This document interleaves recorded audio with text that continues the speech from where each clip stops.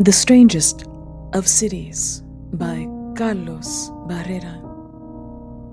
Ain't nothing sadder than a Monday morning in October, and its dream-like slow-motion feeling. The puddles, reflecting the skyscraper needles, tearing down the velvety white sky. Another patchwork preciously sawn into the universal heavenly blanket.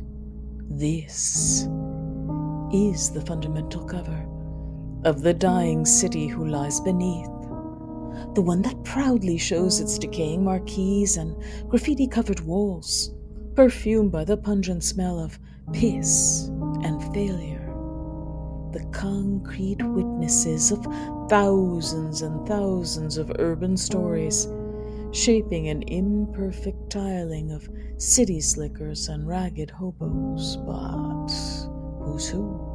Well, I don't know, and I just don't care anymore.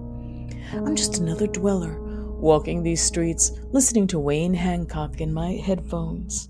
He's singing songs about trains, ramblers, and crimes of passion. That shit shapes up the perfect soundtrack to this absurd and dismal day. These tunes bring back some old memories and the painful feeling of some infected wounds from the past. It's hard to survive in a place where your own inner demons lurk behind every corner, guarded by the shadows of closed down forever places and the ghosts of their own denizens. Blurry memories of neon lights and alcohol, the sweet musky smell of them strippers' sweat. The perfect combination, looking backwards to those wasted Friday nights when I was nothing but a young all-nighter, stranded in the strangest of cities. So, of course, I know perfectly how bizarre this place can be on Monday mornings. I've sniffed the acrid breath of some nameless bastard preaching to a group of skinny ladyboys in the park, most of them infected with AIDS and several skin diseases. The charm of that man comes from his hypnotic speech, capable to add a few more lost souls to his herd in just a matter of seconds. One of them, an old and wrinkled hooker who proudly takes a seat by his side in an almost religious kind of way. The decadence and brutality of this city can be seen all over her leathery skin and empty looks behind her mascara. I couldn't help to compare that scene with one from the Nazarene movie by Luis Buñuel.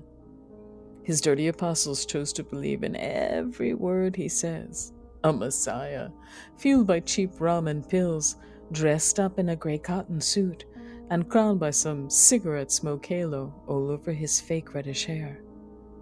The woman looks at him, speechless, impressed by his hangover eloquence and limited knowledge, as if a bizarre impersonation of Mary Magdalene she was. To each his own, I said, and kept walking through my well-known quarry stone building labyrinth on my way to work. Museums, deputy halls, theaters, motels, each one of them secretly guarding some piece of my own life, scattered all over their sacred grounds, just like rotten seeds sown into the fertile fields of broken dreams and urban depression. And I thought about Jack Kay, drowning his pain into a cup of tristeza's tears while listening that sweet Mexican city blues into the darkest of barrooms at San Juan de Letran, envying, for a little while, the failed mission of that preacher and his peculiar congregation. He was nothing but a holy man selling hope to his condemned filigrees into the strangest of cities. That's when I understood that I'm just a ghost walking these streets, completely unaware that time for me has ended, and I didn't even notice it. The buildings, those quarry stone buildings, and their cross-eyed gargoyles on the top seemed to comprehend, but they didn't say a word. They just keep vomiting the remnants of last night's rain through their open mouths, like an eerie mock to my urban reflections. Ain't nothing nothing sadder than a Monday morning in October, and its dream-like slow motion feeling. Ain't nothing sadder today than me.